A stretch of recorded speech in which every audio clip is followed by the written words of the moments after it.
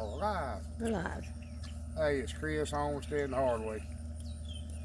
I've been putting off making a video that I promised some people I'd do, and I need to do it now. We've got a bunch of emails, a bunch of comments asking about boars. About keeping a boar versus AI. A lot of questions about boars, and I need answers. That's our old boar. If you've been watching this for a while, you've seen him a million times. He's about 2 years old. He'll weigh about 600 pounds, I think. Maybe 550, I'm not sure.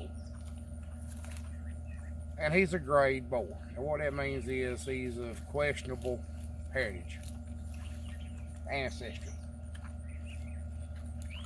And a lot of people ask me about pig breeds. What breed do they need? You know, what crosses are good. We've talked about crosses in a couple other videos. But something I need to warn you about.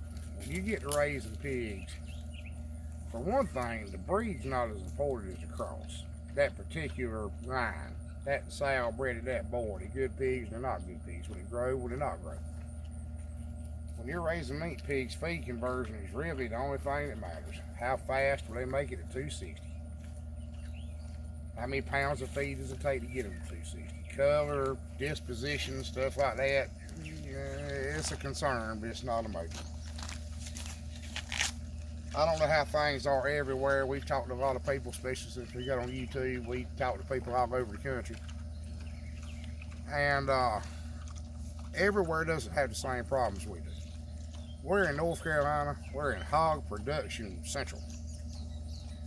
But finding breeding stock for on-the-ground pigs is hard to do, especially full-blooded breeding stock. We have to drive several hours to get full-blooded breeding stock.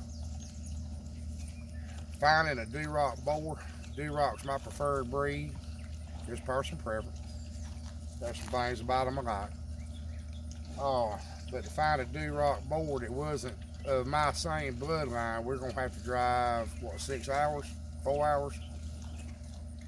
And haven't got one yet. Been trying to get one from the fella for a year. Ain't got one yet. See, at some point in time, you're probably going to end up having to use a grade boar or a crossbreed boar. We'll do a video later on talk about F1 and F2 crosses and what you need with that. But what I'm saying is, if you're just raising meat pigs, don't let breed be too critical. As long as you steer clear of the small breeds and some of this fad stuff, you'll be fine. Stick with the breeds that were popular in 1950 when everybody was raising them on the ground, making a living doing it. That's what you need. But these modern breeds are kind of geared more towards confinement, concrete, being inside. They don't do well on the ground. Some of these rare breeds, or some of them are rare breeds for a reason. They won't ever popular. Never, ever. They won't popular when people raise them on the ground. They won't popular with small farms. They just won't popular. Now AI, let's talk about AI right quick. AI sounds like a wonderful idea. And when we had commercial hogs, we artificially inseminated everything. But the big kicker for me, the two things that really just kind of knocked it in the head for us, is, and if you've got some experience with this, if you have actual experience with it, I'm not saying you saw a video on it or heard somebody tell it. If you've actually done this yourself, if you want to go in the comments and tell other people, I'd be glad for you to do it. But the only way we know how to AI is you have to have a boar anyway. You have to have a boar to make the sow stand to be AI'd. And then you got to have crates to put her in. Out here on the ground, it's just not that practical. And my other concern is when we tried to buy semen, semen was not cheap and it was not readily available. And when I wanted a good Duroc bloodline semen, you couldn't get it. All they had was like this show pig semen, and they couldn't even tell you what breed it was. It was something that's supposed to be a show pig. Another concern, that's not really my concern, but some of my customers are concerned about this. They don't like, it's not all natural. They like all natural. They buy pigs from us, and our pigs are all natural. Now, all natural doesn't mean that we don't give them some antibiotics if they get sick. All natural doesn't mean we don't use wormers. I've told you in other videos, I've seen too many dead and dying pigs from natural dewormers.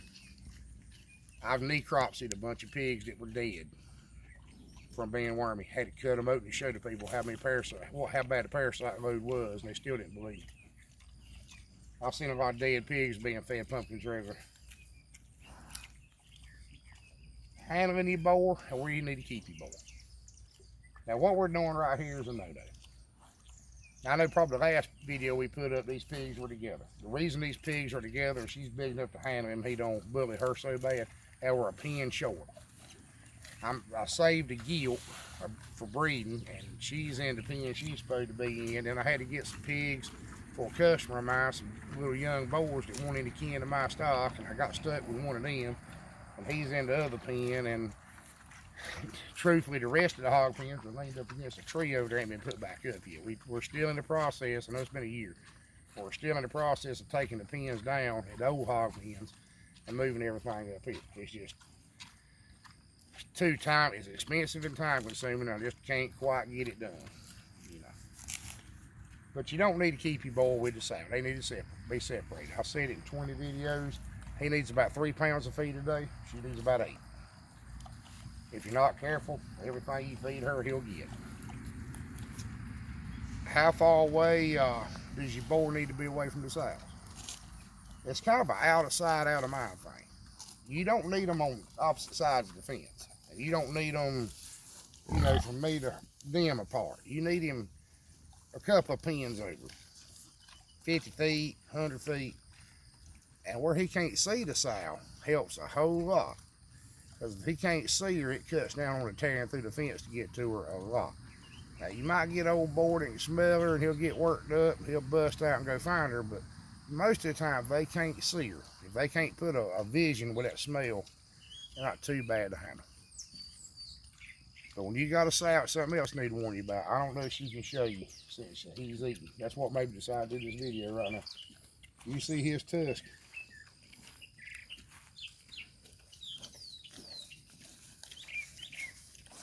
You can see him good from over here right now. I don't know if you can see him where you're at or not. I ain't gonna might be wrong. You can see them. Anyway, they're about 2 inches long. And I'm gonna get into some stuff you probably ain't gonna like to hear about, but it's something you need to know. And I've had people tell me you couldn't do it, but I wouldn't dare do a video on it to offend too many people. But you take a hog catcher and catch that pig. And a hog catcher is a pipe with a cable in it and a handle you pull. And you take a pair of lopping shears and you break those tusks out. And yes, I can hold that boar with a hog catcher. But I'm a pretty stout fella. It's a 2 or 3 man job, but you can do it. And if your boar's a bit aggressive, it's something you need to do. Because a boar can hurt you really bad. It's a fight you can't win. But if he's not aggressive, that might make him aggressive. Well, that's normally if he's not ill-natured, we leave him alone. I wouldn't dare try to break his teeth out. He's such a big baby. He's a big pet. But I've handled him a lot. I've played with him a lot. I've messed with him. I've scratched his ears. You know, I've been in the pen with him since he was 40 pounds. And he had a pretty good disposition to start with. But don't ever trust a boar. I don't trust him. Me and him are buddies. He's kind of almost a pet. But I don't trust him. I don't trust him a bit. Never trust him. Never turn your back on them. Always kind of keep an eye on them. They can hurt you really bad, really fast. I've seen it happen in just a split second. Sow in heat, he just decides that you're causing him some kind of problem and he'll go after you. And you can't, without a cutting board, you're done. I mean, you're bleeding. Somebody's got to save you. That's one of the reasons why we use low fences, because I can jump that if I have to. What was the other thing we had? This is an old video, something I won't touch on right quick. I made a comment that a mature boar has no value, and it don't. Once he gets 600, 700, 800 pounds, he's worthless. He's completely worthless. Money-wise. He won't bring, was it 3 cents a pound? They said it the last few I've seen people sell, and I also bought 6 cents a pound. They're just worthless. They won't do nothing to make dog. They use the hide, and they make dog food out of it. So I had a lot of people ask me about castrating a grown boar and eating him. Now that is possible. The old people used to do it. And, you know, I'm far from an animal rights activist, but I want to say this. You take that boar right there. Let's just look, I might have a different way of looking at it, but one, even after you cut him, the meat's not good. It's probably the lowest quality pork you'll ever get from a mature cut boar. Turn him into a barrow when he weighs 700 pounds. I bet the sorriest meat you ever got. Well, I've eaten some of it growing up. What they used to do, in all honesty, was you get 2 or 3 old sows like her and the old boar. They're kind of used up. He's too big. And we used to have hog killings, and they kill them at the same time when they had hog killing, and they'd mix him with them, make sausage out of them. Kind of maybe a sixth, you know, he might make a sixth of the sausage, and you couldn't really tell it. But other than that, it's pretty low quality pork. But we don't have a bunch of old sows to kill with him. Plus, we pay somebody to process our pork because it's more convenient. And it's really not any more expensive by the time you figure everything in. Plus, it's stamped, USDA inspected. So let's take this boar. He's been a good boar, right? He's never attacked me. He's not real hard on everything. Now, he's not too big yet, but he will be one day.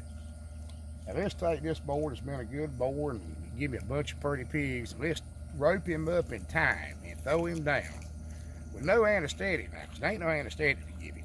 There ain't no way to knock him out. We've tried several times to get the vet to help other people cut him that want them cut. They won't do it. They won't help him. So you got to do it the 1850 way and throw him down hog time and cut him with a razor blade. Now, that's borderline animal cruelty, if not dead certain animal cruelty. When you do a little pig, they don't seem like they even know. But I've seen big boars cut many, many times, and they know. They're in pain, and they suffer. And a lot of times they die. I don't know. Around here, with its heat and the flies and everything, we have a pretty high percentage of them die, probably 50%. Wasted all that time, chance of somebody getting hurt. In fact, one time, the worst I ever seen anybody get hurt by a boar was a big boar trying to cut him. Rope slipped, he come loose by half cut, and he was crazy. They had to shoot him. It was a big deal. It's nothing I want anything to do with. That's something else I'll throw in there. I don't like to wring a pig's nose. You know, we've talked a few times about the only way you stop a pig from rooting is wringing their nose. It's the best kept secret in the world, apparently. Nobody seems to know that if you put pigs on the pasture, you wring their nose. I mean, I thought that was everybody knew that, but apparently they don't. I watch these YouTube videos. I just can't get, you know, we're trying to put pigs on pasture. They're tearing it up. That's what pigs do. They destroy pasture. That's why I don't use pasture. I don't know if you see how much stuff we throw these pigs. All of them get the same amount. Everything comes, they got plenty of green. And they don't seem to mind it a bit. They go lay in the shade, and when we feed them, they walk over here and eat, and they go lay back in the shade. They don't act like being confined bothers them a bit. You don't see a trail war around that fence where they're walking it. You know, like an old horse. I've had horses that had to be shut up, and they'd walk that fence all day. Them pigs don't. They go get in the shade or in the mud hole. Pretty lazy.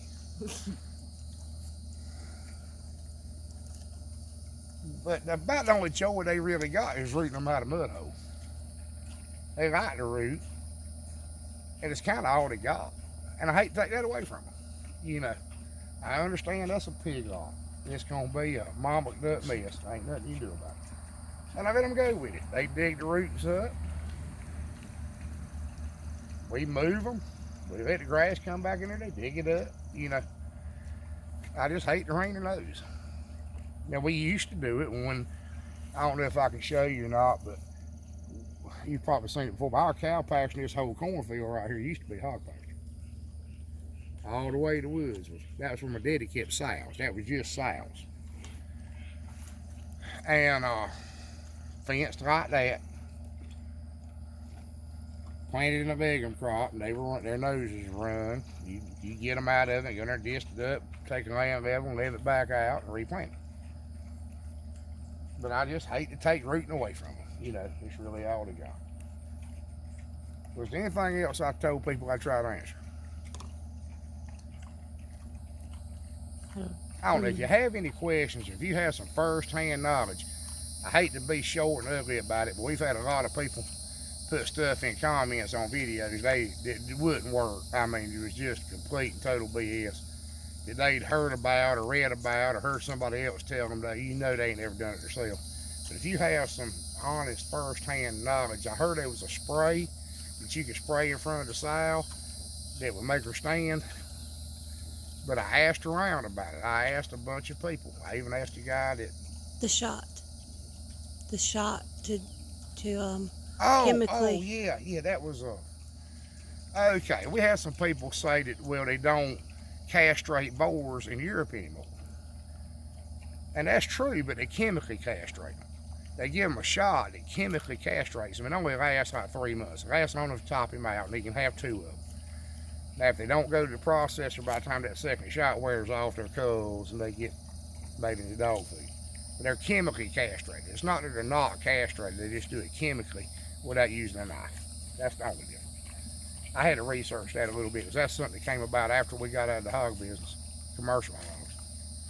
And there's really not that many companies here doing it. There's a few of the big hog producers. One I know. I got one friend that's a commercial hog producer, grower, and they use the shots, and he said this causes some problems. But it's not that they don't do it, they just do it chemically. But I hate to admit that it's just run through.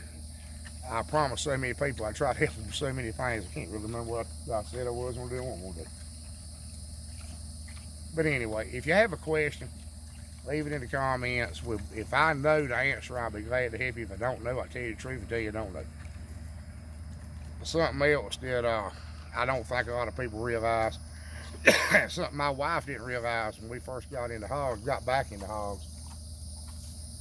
We went 4 or 5 years, we didn't raise any pigs, we just bought feeder pigs because it's more economical. She didn't realize that's how big a grown hog was. She really didn't. And they're pretty good size there. They're bigger than they look on camera. Yeah, they're bigger than they look too. I don't know if y'all understand that, but so you can't really see it. This fence right here is 3.5 foot tall, and his back's even with it. Those posts are like 12 foot apart. You know, that gives you an indication how long they are. They're huge. But maybe that'll help you out a little bit. Y'all know we don't do this channel to make any money. We don't monetize anything. We're just trying to do a public service, try to help people. And I appreciate you watching. And remember, you can do this. I know the world seems stacked against homesteaders and small farmers right now, and it probably is. But you can do this, and we need more people doing it. So if you want to try raising some pigs, I'll try to help you any way I can. Any question I can answer, anything I can do to help you, because we need more breeders. If we had a few more breeders, I might could get me a boar when I wanted one. But again, thank you for watching. Y'all have a good evening.